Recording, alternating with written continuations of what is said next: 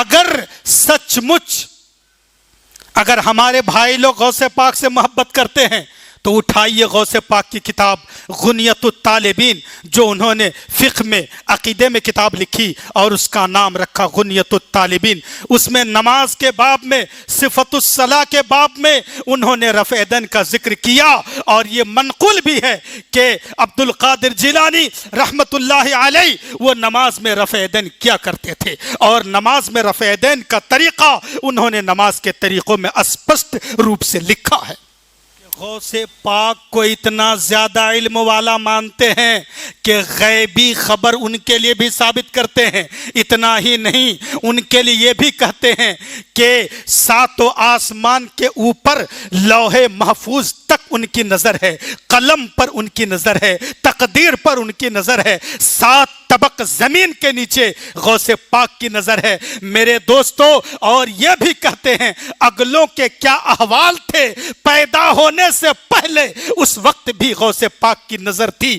یہاں تک کہ غوث پاک عبد القادر جیلانی رحمت اللہ تعالی علیہ اس سفر میں جب اللہ کے نبی روئے زمین مکہ کی سرزمین سے نکل کر آپ بیت المقدس ہوتے ہوئے آپ 7 آسمان کا سفر کیے، جسے معراج کہتے ہیں، جسے معراج کہتے ہیں، اسراء کہتے ہیں، اس سفر کے بارے میں بھی سیرت غوث پاک میں نہ جانے کس مزاج سے اس بات کو لکھ دیا کہ اس وقت بھی غوث پاک اس سفر میں ساتھ تھے۔ یہاں تک کہ جب آپ براق پہ چڑھ رہے تھے، اس براق میں چڑھنے کے وقت آپ نے کندھا دیا تھا۔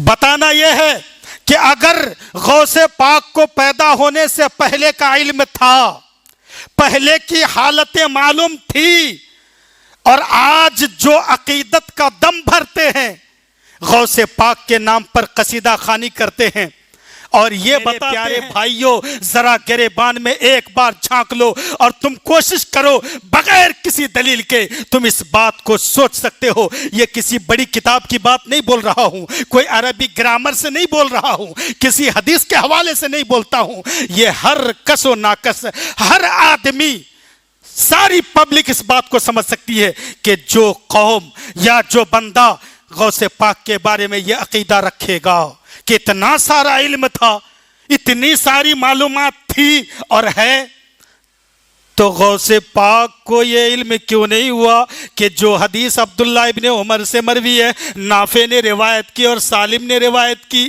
اور جو روایت ابو ہریرہ سے مروی ہے، حضرت انس بن مالک سے مروی ہے، حضرت سعد بن ابی وقاص رضی اللہ عنہ سے مروی ہے، ان سارے صحابہ کرام رضی اللہ عنہم سے جو رفع یدین والی حدیث منسوخ ہے، غوث پاک کو اس منسوخ ہونے کا علم کیوں نہیں؟ محترم حاضرین جمعہ، سب سے پہلے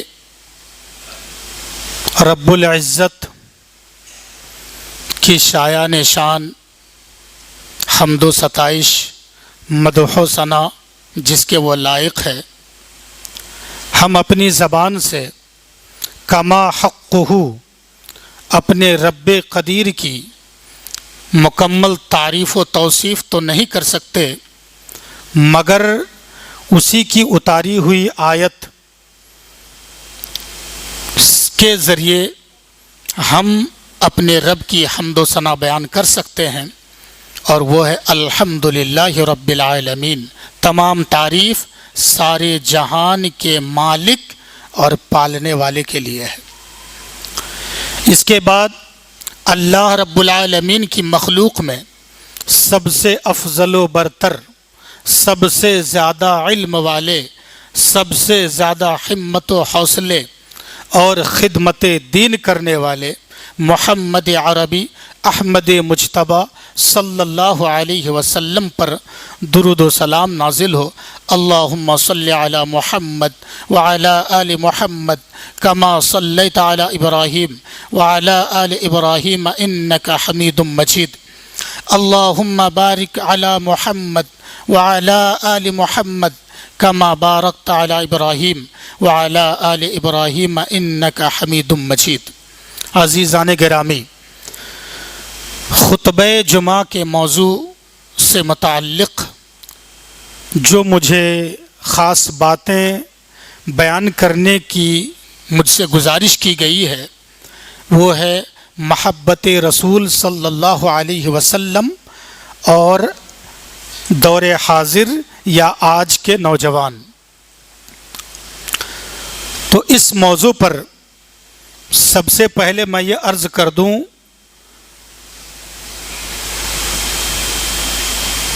کہ اللہ تبارک و تعالی نے اس پوری کائنات کی تخلیق اور اس پوری دنیا کی پیدائش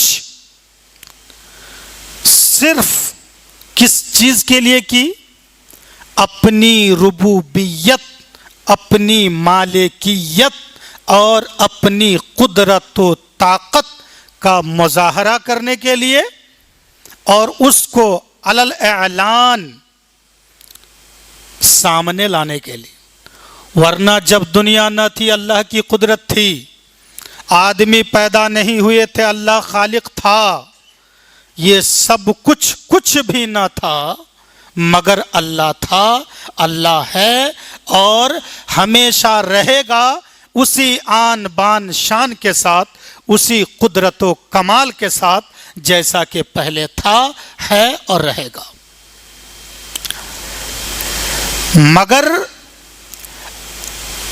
ہماری اور آپ کی آنکھوں نے اپنے رب کی قدرتوں کی جو تصویر دیکھی ہے وہ ایک دھندلی سی تصویر تھی، صاف اور شفاف نہ تھی. ہم نے اپنے رب کو ماتھے کی نگاہ سے نہ دیکھا بلکہ ہم اپنے دل کی نگاہ سے بھی دیکھنے میں کامیاب نہیں ہوئے. جنت جہنم کی سیر ہم نے نہیں کی. مرنے کے بعد قبر کے اندر کیا گزرتا ہے، کیا ہوتا ہے، ہم اس سے بالکل ناواقف ہیں. یہ ساری چیزیں جو ہماری آنکھوں سے چھپی ہوئی ہیں، جو ہماری نگاہوں سے اوجھل ہیں، یہاں تک کہ خود ہمارے خالق اور مالک اللہ رب العزت ہماری آنکھوں کے سامنے اس طرح نہیں ہے کہ ہم دیکھ سکیں. تو ان سب چیزوں کو بتانے کے لیے، ان سب چیزوں کو کا علم دینے کے لیے اور سیٹسفائیڈ کرنے کے لیے، لوگوں کو ان چیزوں کا قائل کروانے کے لیے اللہ رب العالمین نے پیغمبروں کا سلسلہ جاری کیا. انبیاء علیہم السلام کو یکے بعد دیگرے مبعوث فرمایا. ان میں سب سے آخری کڑی محمد عربی صلی اللہ علیہ وسلم کی ذات بابرکات ہے. انہوں نے آ کر مکمل اس شریعت اور اس مشن اور اس مقصد کی تکمیل کی ہے. اب اس کے بعد کوئی کمی، کوئی خرابی اس شریعت میں یا اس مشن میں کسی بھی قسم کی کوئی کمی نہ رہی. اگر کچھ کمی تھی تو اللہ کے نبی علیہ السلام نے آ کر اس کی مکمل بھرپائی کر دی اور اس کی تکمیل ہو گئی ہے. اللہ رب العالمین نے اپنے نبیوں سے کس طرح سے کہا، اپنے رسولوں سے اپنی قدرت منوانے کا ذکر کس انداز میں کیا، اس کی ایک لمبی فہرست ہے. قرآن مقدس میں، سورۃ الشعراء میں، سورۃ القصص میں اور سورہ یونس میں، مختلف صورتوں میں اللہ رب العالمین نے اپنے نبیوں کے مشن کو چلانے کی ترغیب اور اس کے طریقہ کار کو بتایا. میں صرف آخری پوائنٹ، اللہ کے نبی، آخری نبی محمد عربی صلی اللہ علیہ وسلم تشریف لائے، اعلان نبوت ہو گیا. اللہ رب العالمین نے ایک آیت اتاری، سورہ آل عمران کی آیت نمبر 31، 31 نمبر کی آیت.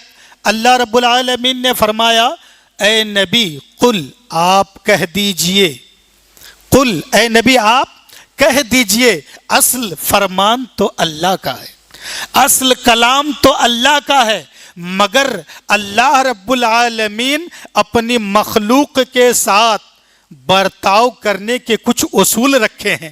کوئی نہ کوئی سسٹم ہے، اس سسٹم کے خلاف نہیں ہوگا.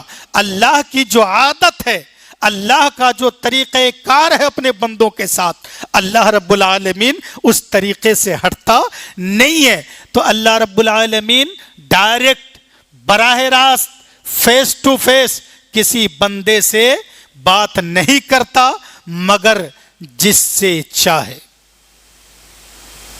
یہ جنرل یا عام پبلک کے ساتھ یہ بات نہیں ہوتی۔ تو اللہ رب العالمین نے اپنے چنندہ بندوں میں سے سب سے افضل محمد عربی سے کہا، اے نبی قل، آپ کہہ دیجئے، ان کنتم تحبون اللہ، اگر تم اللہ سے محبت کرتے ہو۔ کیوں؟ اس لیے کہ اللہ نے اپنی ربوبیت ظاہر کرنے کے لیے ان ساری چیزوں کی تخلیق فرمائی ہے، اور اللہ تعالیٰ کو جاننے پہچاننے کے بعد اللہ سے محبت ہوتی ہے۔ تو اے مانوتا اور اے انسان، اگر تم اپنے مقصد میں 100% سکسیس ہونا چاہتے ہو، کامیاب ہونا چاہتے ہو، تو تمہیں اللہ تعالیٰ سے محبت رکھنی پڑے گی، اللہ سے عقیدت کا دم بھرنا پڑے گا۔ اور اگر سچ مچ تم اپنی زبان سے کہتے ہو کہ تم اللہ کے پیارے ہو، اللہ سے تم کو محبت ہے اور اللہ کو تم سے محبت ہے، اگر تم یہ کنیکشن اور یہ رشتہ چاہتے ہو سچ مچ، تو صرف زبانی بول تک بات مت محدود رکھو، بلکہ اس کو دل کی گہرائی پر اتارو اور اس کو اس راستے پر چلو۔ محبت رسول پر ہی بولنا ہے، مگر اصل محبت اللہ ہے، محبت الہی ہے، مگر اس محبت کو پانے کے جو پروسیس ہیں، جو طریقہ کار ہیں، وہ ہم سب کے لیے، اس امت آخرہ کے لیے ہمارا جو پروسیس ہے اور آخری کنیکشن ہے وہ محمد مصطفیٰ صلی اللہ علیہ وسلم کی ذات ہے۔ مگر اس آیت کریمہ میں اللہ رب العالمین نے یہ نہیں فرمایا، اے نبی آپ کہہ دو کہ اگر تم اللہ سے محبت کرتے ہو تو مجھ سے محبت کرو۔ اس آیت میں ایک عجیب نرالا انداز اپنایا گیا، ورنہ ایک سیدھا راستہ تو یہ ہوتا کہ اے نبی آپ اپنی امت سے اور میرے بندوں سے کہہ دیجئے کہ اگر تم اللہ سے محبت کرتے ہو تو تم مجھ سے محبت کرو، اگر مجھ سے تمہاری محبت مکمل ہو گئی تو پھر اللہ بھی تمہارے محبوب ہوں گے اور تم اللہ کے محبوب ہو جاؤ گے، پھر اللہ تمہارے گناہوں کو بخش دے گا۔ شاید اگر ایسی آیت اترتی اور یہ کہا جاتا کہ اللہ سے محبت کرتے ہو تو مجھ سے محبت کرو، آج کے ڈیٹ میں، اس دور حاضر میں، نہ جانے کروڑوں کی تعداد میں نوجوان، بچے ہوں، بوڑھے ہوں، مرد ہوں، عورت ہوں، ہر طرح کے لوگ آپ کو روڈ پر مل جائیں گے، بازاروں میں چوک چوراہوں پر مل جائیں گے، جو اپنی زبان سے جمع خرچ کرنے میں نہیں تھکتے اور علل اعلان یہ جملہ بار بار دہراتے ہوئے نہیں تھکتے کہ ہم مصطفیٰ کا دامن نہیں چھوڑیں گے، ہم صحابہ کا دامن نہیں چھوڑیں گے، ہم اولیاء کا دامن نہیں چھوڑیں گے، ہم سلف کا دامن نہیں چھوڑیں گے۔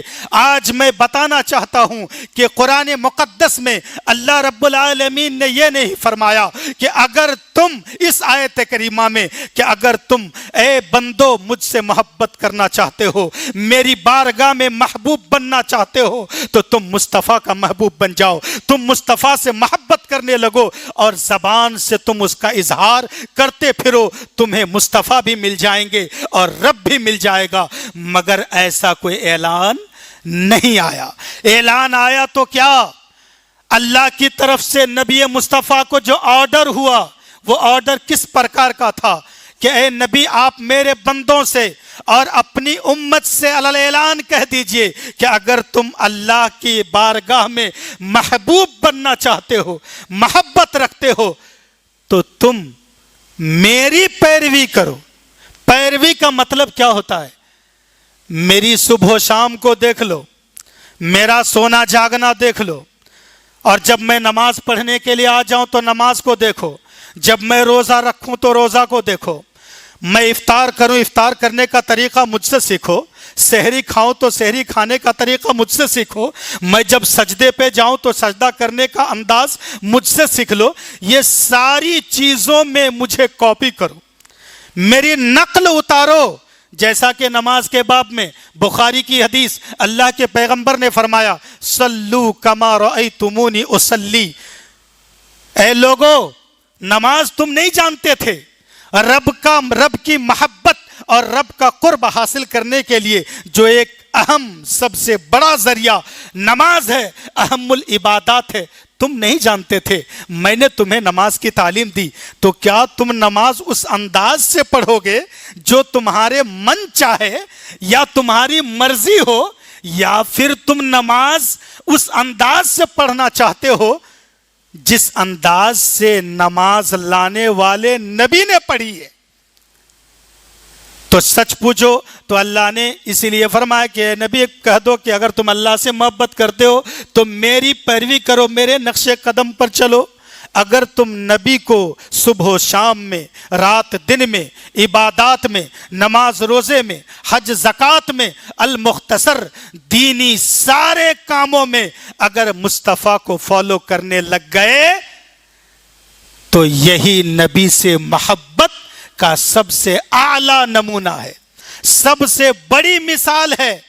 اور اگر آپ نے نقش قدم پر نہیں چلا، آپ مصطفیٰ کی پیروی نہیں کیے، آپ نے نماز کا طریقہ لیا کہیں اور سے، محبت کا سلیقہ کسی اور دربار سے، پھر آپ روڈ پہ آپ یہ کہتے پھرو کہ ہم مصطفیٰ کا دامن نہیں چھوڑیں گے۔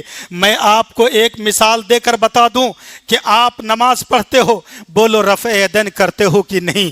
نہ جانے کتنی حدیثوں میں اللہ کے پیغمبر علیہ السلام سے ثابت ہے کہ اللہ کے نبی نماز میں رفع یدین کرتے تھے، نماز میں رفع یدین 3 مقام پر کرتے تھے، شروع کو چھوڑ کر کے، اور تکبیر تحریمہ والا رفع یدین بھی جوڑ لیجئے تو 4 رفع یدین ہوتے ہیں جو نماز میں اللہ کے نبی کرتے تھے۔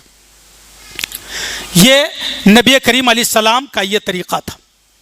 یہ رفع یدین کی مثال میں نے اس لیے پیش کی کہ ہمارے کچھ احباب کا طریقہ جو وہ رفع یدین نہیں کرتے مگر یہ محبت کا دم بھرتے ہیں اولیاء کے، اور سب سے بڑے ولی، سب سے بڑے پیر شاہ عبد القادر جیلانی رحمت اللہ علیہ، جن کو یہ بڑے پیر کہتے ہیں، ولی اکبر کہتے ہیں، اور ساتھ ہی ساتھ ان کے اتنے مناقب، اتنے فضائل بیان کرتے ہیں کہ جب آپ ان کی سیرت پر لکھی گئی کتابوں کا مطالعہ کریں گے تو آپ دنگ رہ جائیں گے، انگشت بدندہ ہو جائیں گے، آپ حیران ہو جائیں گے کیا یہ ساری روایتیں صحیح ہے؟ کیا یہ سارے فضائل ان کے لیے ممکن ہے؟ المختصر انہیں غوث پاک کہتے ہیں۔ میں نے جو ایک بات یہ کہی کہ وہ محبت کسی اور سے کرتے ہیں، نماز کا طریقہ کہیں اور سے لیتے ہیں۔ اگر سچ مچ اگر ہمارے بھائی لوگ غوث پاک سے محبت کرتے ہیں تو اٹھائیے غوث پاک کی کتاب غنیت الطالبین، جو انہوں نے فقہ میں، عقیدے میں کتاب لکھی اور اس کا نام رکھا غنیت الطالبین۔ اس میں نماز کے باب میں، صفت الصلاح کے باب میں انہوں نے رفع یدین کا ذکر کیا، اور یہ منقول بھی ہے کہ عبد القادر جیلانی رحمت اللہ علیہ وہ نماز میں رفع یدین کیا کرتے تھے، اور نماز میں رفع یدین کا طریقہ انہوں نے نماز کے طریقوں میں اسپشٹ روپ سے لکھا ہے۔ ہماری یہ اہل حدیث بھائی زیادہ غوث پیر قطب تو نہیں کرتے، مگر جو حضرات کرتے ہیں کیوں غوث پاک اس طریقے کو چھوڑتے ہیں؟ میں صرف یہ ایک آئینہ اس طور پر دکھانا چاہتا ہوں، محبت آپ کی مکمل نہیں ہے غوث پاک سے۔ اگر آپ کی محبت ہوتی، نماز میں رفع یدین کر کے غوث پاک امامت کر رہے ہوں اور آپ ان کے پیچھے اقتدا کر رہے ہوں، اور آپ اپنی زبان سے یا دل میں آپ اس بات کا اعتقاد رکھتے ہو کہ رفع یدین والی حدیث منسوخ ہے، رفع یدین والی حدیث منسوخ ہے، جو آپ نے نہ جانے سینکڑوں کتابوں میں لکھا کہ رفع یدین بھی نبی سے ثابت ہے، مگر وہ حدیث منسوخ ہے، اور رفع یدین کا ترک کر دینا یہ بھی حدیث میں ثابت ہے، اور یہ حدیث ناسخ ہے۔ یہاں پہ ایک پوائنٹ نوٹ کرتے جائیے کہ غوث پاک کو اتنا زیادہ علم والا مانتے ہیں کہ غیبی خبر ان کے لیے بھی ثابت کرتے ہیں۔ اتنا ہی نہیں، ان کے لیے یہ بھی کہتے ہیں کہ ساتوں آسمان کے اوپر لوح محفوظ تک ان کی نظر ہے، قلم پر ان کی نظر ہے، تقدیر پر ان کی نظر ہے، 7 طبق زمین کے نیچے غوث پاک کی نظر ہے۔ میرے دوستو، اور یہ بھی کہتے ہیں اگلوں کے کیا احوال تھے، پیدا ہونے سے پہلے اس وقت بھی غوث پاک کی نظر تھی، یہاں تک کہ غوث پاک عبد القادر جیلانی رحمت اللہ تعالی علیہ اس سفر میں جب اللہ کے نبی روئے زمین مکہ کی سرزمین سے نکل کر آپ بیت المقدس ہوتے ہوئے آپ 7 آسمان کا سفر کیے، جسے معراج کہتے ہیں، جسے معراج کہتے ہیں، اسراء کہتے ہیں، اس سفر کے بارے میں بھی سیرت غوث پاک میں نہ جانے کس مزاج سے اس بات کو لکھ دیا کہ اس وقت بھی غوث پاک اس سفر میں ساتھ تھے، یہاں تک کہ جب آپ براق پہ چڑھ رہے تھے، اس براق میں چڑھنے کے وقت آپ نے کندھا دیا تھا۔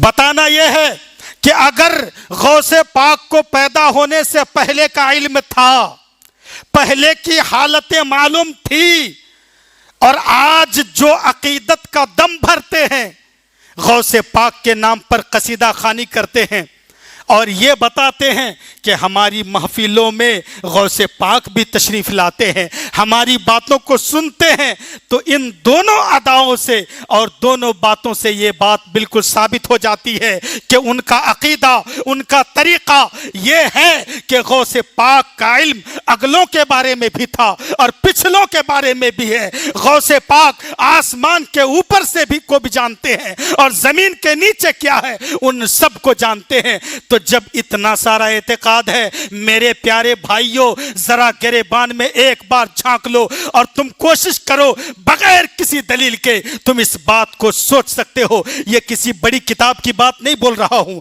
کوئی عربی گرامر سے نہیں بول رہا ہوں، کسی حدیث کے حوالے سے نہیں بولتا ہوں، یہ ہر کس و ناکس، ہر آدمی، ساری پبلک اس بات کو سمجھ سکتی ہے کہ جو قوم یا جو بندہ غوث پاک کے بارے میں یہ عقیدہ رکھے گا کہ اتنا سارا علم تھا، اتنی ساری معلومات تھی اور ہے، تو غوث پاک کو یہ علم کیوں نہیں ہوا کہ جو حدیث عبداللہ ابن عمر سے مروی ہے، نافع نے روایت کی اور سالم نے روایت کی، اور جو روایت ابو ہریرہ سے مروی ہے، حضرت انس بن مالک سے مروی ہے، حضرت سعد بن ابی وقاص رضی اللہ عنہ سے مروی ہے، ان سارے صحابہ کرام رضی اللہ عنہم سے جو رفع یدین والی حدیث منسوخ ہے، غوث پاک کو اس منسوخ ہونے کا علم کیوں نہیں ہوا؟ یا تو یوں کہو کہ غوث پاک کا علم پہلے کے بارے میں نہ تھا، پچھلی گزری ہوئی حالتوں کو نہیں جانتے تھے، تبھی تو انہیں حدیث کے منسوخ ہونے کا پتہ نہ چلا، اس لیے وہ رفع یدین کرتے تھے۔ یا پھر یوں کہو کہ غوث پاک کو پتا تھا کہ یہ حدیث منسوخ نہیں ہے، رفع یدین ثابت ہے، اور اگر ثابت ہے تو پھر آپ کیوں نہیں کرتے ہیں؟ آپ کا یہ دو رویہ پن، دو رخا پن، ایک طرف غوث پاک کو اتنا زیادہ علم والا مانتے ہو کہ پہلی کی حالتوں کا علم تھا، بعد کی حالتوں کا علم ہے، مگر رفع یدین والی حدیث پر جو یہ میں نے ایک پوائنٹ نوٹ کیا، میں نے جو بریلویت ترک کی، ان میں سے ایک اہم پوائنٹ یہ ہے، آج پورا میدان میں سناٹا چھایا ہوا ہے، اس اعتراض کا جواب نہیں ہے۔ غوث پاک رفع یدین کرتے تھے حدیث کے منسوخ ہونے کے علم ہونے کے باوجود، یا پھر انہیں علم نہیں تھا؟ اگر علم نہیں تھا تو پھر یہ کیوں ڈھنڈورا پیٹا جاتا ہے کہ غوث پاک کو پہلی حالتوں کا بھی علم تھا اور بعد کی حالتوں کا بھی علم ہے؟ پتہ چلا یہ دعویٰ غلط ہے، اور غوث پاک کا عمل صحیح تھا، اور جب صحیح تھا تو پھر آپ کو بھی رفع یدین کرنے کی اشد ضرورت ہے۔ میرے دوستو، صرف زبانی محبت سے کام نہیں چلے گا۔ محبت کس انداز کی ہونی چاہیے؟ اللہ کے نبی صلی اللہ علیہ وسلم سے میں نے یہ موضوع چھیڑ تو دیا، مگر جمعہ کا وقت بڑا مختصر رہتا ہے اور اس کا حق بھی ادا نہیں کیا جا سکتا۔ انشاءاللہ بعد مغرب ان ساری باتوں پر تفصیلی گفتگو ہوگی۔ میں مختصراً عرض کر دوں محبت کا طریقہ، کہ کس قدر نبی سے محبت ہونی چاہیے، اور محبت اصل میں کہتے کس کو ہیں۔ محبت کا طریقہ بخاری شریف حضرت عبداللہ بن ہشام رضی اللہ عنہ سے مروی، وہ کہتے ہیں کنا مع النبی صلی اللہ علیہ وسلم وہو آخذ بید عمر بن الخطاب۔ عبداللہ بن ہشام کہتے ہیں ہم لوگ ایک مرتبہ اللہ کے نبی صلی اللہ علیہ وسلم کے ساتھ تھے، اب بیٹھے تھے یا چل رہے تھے، ساتھ تھے۔ حالت کیا تھی؟ وَهُوَ آخِذٌ بِيَدِ عمر، کہ اللہ کے نبی علیہ السلام عمر کا ہاتھ پکڑے ہوئے تھے، یعنی عمر کا ہاتھ نبی کے ہاتھوں میں۔ جب کوئی بڑی شخصیت کسی کا ہاتھ پکڑ لے تو آپ تو دنیا مافیا سے بے نیاز ہو کر پوری طرح اس کی طرف متوجہ ہو جائے گی۔ حضرت عمر کا ہاتھ سرور کونین صلی اللہ علیہ وسلم کے دونوں مقدس ہاتھوں کے درمیان یا ایک ہاتھ میں اللہ کے نبی پکڑے ہوئے تھے۔ اسی بیچ میں حضرت عمر نے موقع کو غنیمت سمجھا، اور اس موقع کا فائدہ اٹھاتے ہوئے انہوں نے سوچا کہ کچھ دل کی بات کر لی جائے، کچھ راز کی بات ہو جائے، کچھ ایمان افروز باتیں ہو جائیں۔ تو حضرت عمر نے کہا یا رسول اللہ واللہ لانت احب الی من کل شیء الا من نفسی۔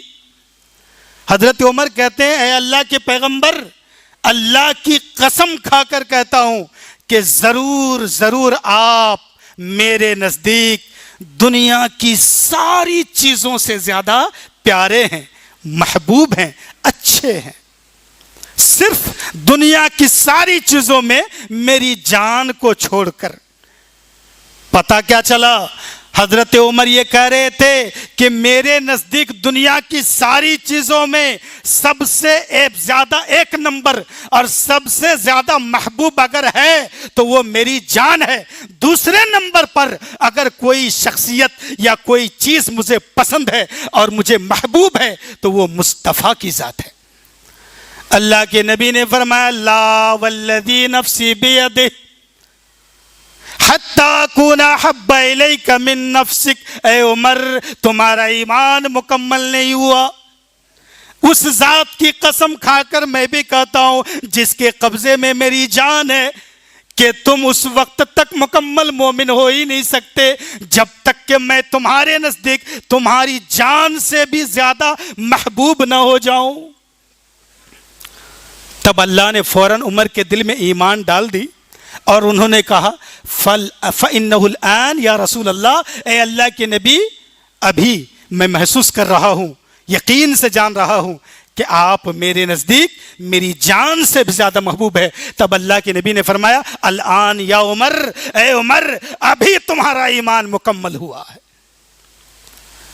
تو یہ سب سے زیادہ محبت اللہ کے نبی صلی اللہ علیہ وسلم سے، سب سے زیادہ محبت اور محبت کا تقاضا یہ ہے کہ جب آپ ان کا نام لیں عزت کے ساتھ، شرافت کے ساتھ، ایمانداری کے ساتھ، دل کو حاضر کرتے ہوئے، توجہ کو حاضر کرتے ہوئے، ادب کے ساتھ آپ ان کا نام لیں۔ دوسرا حق اور دوسرا تقاضا محبت مصطفیٰ کا یہ ہے کہ جب ان کے اہل بیت، ان کے صحابہ رضی اللہ عنہم، ازواج مطہرات رضی اللہ عنہن کا ذکر کریں تو بھلائی کے ساتھ ذکر کریں، ان الفاظ میں ذکر کریں کہ آپ کے شبدوں سے محبت کے قطرات ٹپکیں، آپ کا لہجہ نرم ہو، یہ محبت بھرے لہجوں میں آپ کہیں۔ ان ساری چیزوں پر قرآن کی آیات اور احادیث مبارکہ موجود ہیں۔ صرف میں خلاصہ گفتگو سامنے رکھتا ہوں، اور اس کے بعد ایک بڑا حق اور بڑا تقاضا محبت مصطفیٰ کا یہ ہے کہ جب ان کا نام لیں یا نام سنیں یا لے نہیں سنے بھی نہیں مگر دن بھر کے اندر آپ کبھی نہ کبھی ضرور ان پر درود و سلام پڑھیں، تب تو نام لینا ہی پڑے گا۔ ایک ہوتا نام لینے کی وجہ سے آپ نے درود پڑھا، اور ایک ہوا نام سننے کی وجہ سے درود پڑھا، اور ایک ہوا کیا صرف اسی نیت سے کہ آج اپنے نبی کو سلام پیش کرنا ہے، آج اپنے نبی کو درود بھیجنا ہے۔ اور اس نیت سے علامہ ابن قیم نے درود پڑھنے کے 40 فوائد لکھے، جن میں سے ایک فائدہ یہ ہے کہ اللہ کے نبی علیہ السلام آپ کے سلام کا جواب دیں گے۔ جب جب سلام درود پڑھیں گے آپ، تب تب اللہ کے نبی آپ کو جواب دیں گے۔ تو آپ اس نیت سے پڑھیں۔ اور درود پڑھنا یہ علماء سلف، علماء خلف، صحابہ، تابعین، بعد کے علماء سب نے بے اتفاق رائے اس حق کو لازم قرار دیا اور ثابت کہا کہ نبی پر درود و سلام پڑھنا۔ اور بہت سارے حقوق ہیں، میں صرف اہم چیزیں بول دے رہا ہوں۔ آخری حق میں بول دیتا ہوں جو نمبر کے اعتبار سے سب سے پہلے ہے مگر میں نے بیان سب سے اخیر میں کیا، وہ یہ ہے کہ جس کو ہے وجہ بربادی، اسی سے قوم دنیا میں ہوئی بے اقتدار اپنی۔ اصل معاملہ نبی سے محبت کے ساتھ ساتھ ان کے طریقے کو اپنانا، ان کی روش کو اپنانا، چاہے ممالک فتح کرنے میں ہو، سیاسی امور میں ہو یا پھر دینی مسئلے میں ہو۔ ہر اعتبار سے اللہ کے نبی علیہ السلام اللہ کی طرف سے انسانیت کے لیے مکمل نظام لے کر آئے تھے۔ اس لیے ہر موڑ پر زندگی میں آپ اپنے نبی کو آئیڈیل اور اسوہ بنا سکتے ہیں، اور بنانا مسلمانوں کے لیے نہایت ضروری ہے۔ اور اللہ رب العالمین نے قرآن مقدس میں فرمایا وَأَنْتُمُ الْأَعْلَوْنَ إِن كُنْتُم مُؤْمِنِينَ، تم پچھڑی قوم بن گئے، تم اقلیت میں آ گئے، یہ تمہاری شان نہ تھی۔ اللہ نے تم سے وعدہ کیا تم ہی سر بلند رہو گے، تخت و تاج تمہارے ہوں گے، یہ زمین و آسمان کی چیزیں تمہارے تابع ہوں گی، اور تمہارے ہی لیے پیدا کی گئی ہیں یہ ساری چیزیں۔ تم شرط یہ ہے تم نبی پر صحیح سے ایمان لے کر آ جاؤ، اللہ پر صحیح سے ایمان لے کر آ جاؤ، اور قرآن کو ترجمے کے ساتھ پڑھ کر عمل کرنے کی کوشش تو کرو بندے۔ تم ایک قدم بڑھو، اللہ 2 قدم بڑھے گا، تم تھوڑا سا آگے بڑھو، اللہ زیادہ آگے بڑھے گا، اور تمہیں وہ قرب عطا کرے گا اور ساری ہدایت کے راستے تمہارے لیے کھول دے گا۔ اس کو بھی اس شاعر نے کہا تھا کہ محمد سے وفا تو نے، آپ چرچا کرتے ہو نا کہ ہم محمد کے وفادار ہیں، مصطفیٰ کے وفادار ہیں، ہم نعرہ لگاتے ہیں کہ محمد سے وفا تو نے، تو ہم تیرے ہیں۔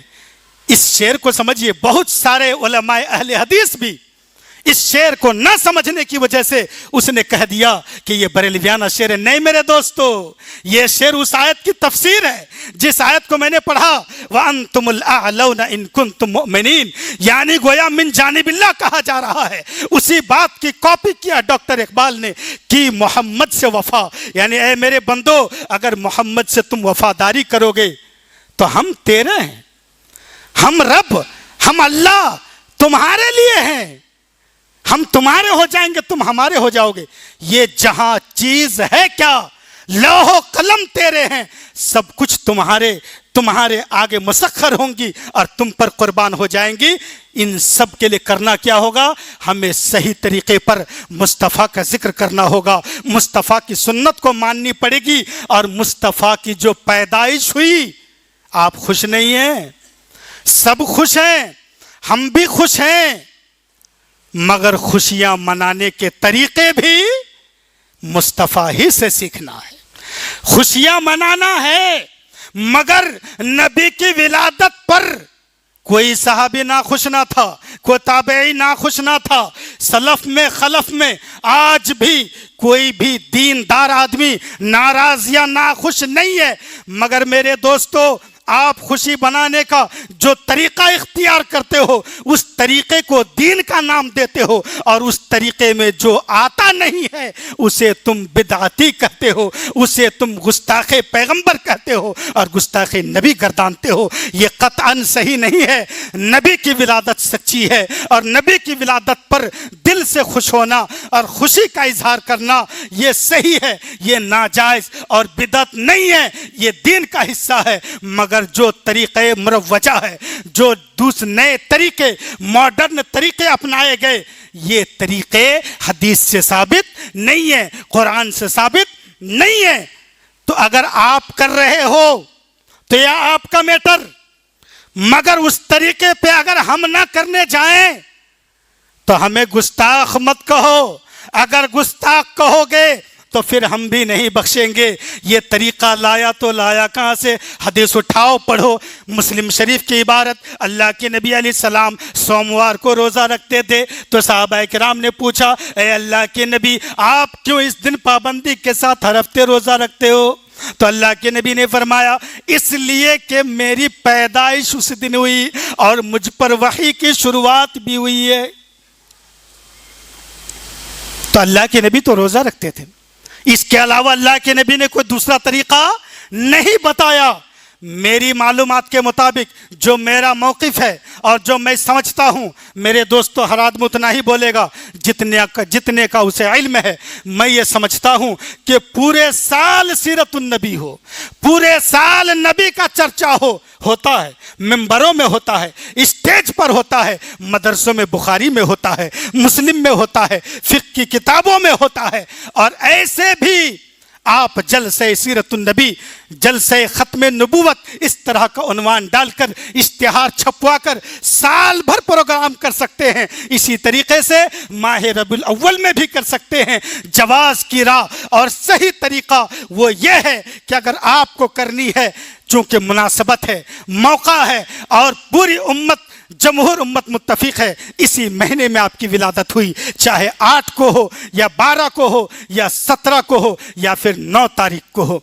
مگر دنیا میں جو لوگ بھی ولادت مناتے ہیں وہ زیادہ 12 کو فالو کرتے ہیں۔ روایتیں سب ہے کتابوں میں، اتہاس اور تاریخ کی کتابوں میں موجود ہے۔ طریقہ کیا ہے؟ طریقہ یہ کہ آپ کوئی ایک دن فکس کر لیں، ضروری نہیں کہ 12 کو کریں، کبھی بھی آپ فکس کر لیں۔ اس دن آپ اچھے عالم، جانکار، جو ضعیف روایت نہ پڑھے، غلط واقعہ کاپی نہ کرے، بلکہ صحیح نالج رکھنے والا عالم دین جو باشرح ہو، باعمل ہو اور محبت نبی رکھتا بھی ہو، اظہار بھی کرتا ہو، ان کے ذریعے آپ نبی کی سیرت اس نیت سے سنیں کہ نبی کی محبت بڑھے اور نبی سے الفت ہو اور نبی کے نقش قدم پر چلنا ہے، نبی کی سنتوں کو اور صبح و شام کو سمجھنا ہے۔ تو آپ سنجیدگی کے ساتھ بیٹھ کر مسجد میں ہو یا اسٹیج لگا کر ہو، آپ یہ بیان سن سکتے ہیں۔ اس کے لیے آپ چاروں طرف سے آئیں اور ایک جگہ بیٹھ کر کے سنیں۔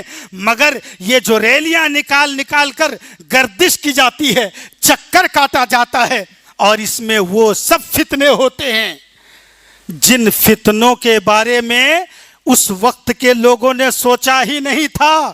جب کربلا کے حادثے کے بعد تعزیہ داری کو رواج دیا گیا، لوگوں نے اتنا اندازہ بھی نہ لگایا تھا کہ اتنے فتنے آ جائیں گے۔ اب اتنے فتنے آ گئے محرم کے جلوس میں کہ خود وہ علماء بھی شرما جاتے ہیں۔ یہ کیا ہو گیا؟ ہم نے اپنی قوم کو کہاں پر لا کے کھڑی کر دیا؟ یہ سوچنے پر مجبور ہیں۔ کہیں ایسا نہ ہو اس ریلی میں بھی آپ بعد میں جا کر کے پچھتائیں کہ ہم نے کیا کیا۔ آج صرف ولادت مصطفیٰ ہی کی بات نہیں ہے، ولادت مصطفیٰ کے جلوس پر مجھ کو سب سے پہلے اس مروجہ طریقے پر، جس میں ڈی جے، گانے، باجے، تاشے، رقص، ڈانس سب کچھ ہوتا ہے، سب سوشل میڈیا پر موجود ہے، کسی کو دلیل دینے کی ضرورت نہیں ہے، یہ سب کچھ ہوتا ہے۔ یہ سب کیا سنت طریقہ ہے؟ نبی کے ساتھ محبت کے اظہار کا یہ مسنون طریقہ ہے؟ صحابہ کرام یہ سلف کا طریقہ ہے؟ نہیں میرے دوستو، نہیں ہے۔ مجھ کو سب سے زیادہ جو میرے دل میں اعتراض آیا، دل و دماغ پر اعتراض ابھر کر آیا کہ جب میں نے ایک اشتہار میں پڑھا کہ جلوس میلاد غوثیہ، یعنی اب غوث پاک کا تو صرف عرس مناتے تھے، اب ان کی ولادت بھی منانے لگ گئے۔ صرف اتنا ہی نہیں، جن کو مولانا احمد رضا خان، جن کو اعلیٰ حضرت کہتے ہیں، ان کا بھی عرس پہلے سے مناتے آ رہے ہیں، مگر ولادت پہلے نہیں منائی جاتی تھی، ان کی بھی ولادت منائی جاتی ہے۔ اور جلوس ولادت یا جلوس میلاد رضوی یا میلاد اعلیٰ حضرت یا میلاد مجدد کے نام سے بینر لگاتے ہیں اور جلوس مناتے ہیں۔ کتنے جلوس نکالو گے؟ کتنے فتنوں کو روکو گے؟ سچ کہا میرے پیغمبر نے اور صحابہ کرام نے کہ جو طریقے چلے آ رہے ہیں سلف صالحین کے، اس سے ہٹنے کی کوشش مت کرنا۔ ہٹو گے تو تم شاید فتنوں کے نظر ہو جاؤ گے اور تم دلدل میں پھنس جاؤ گے، بچ نہیں پاؤ گے۔ میرے دوستو یاد رہے، ہم علماء اہل سنت، ہم علماء اہل حدیث، ہم نبی سے محبت کے منکر نہیں ہیں، مخالف نہیں ہیں، آپ کے طریقہ کار کے مخالف ہیں، آپ کے مروجہ طریقے کے برخلاف ہیں۔ اللہ رب العالمین ہمیں اور آپ کو توفیق ہدایت عطا فرمائے اور توفیق خیر سے نوازے۔ انہ هو الموفق و انہ هو الغفور الرحیم۔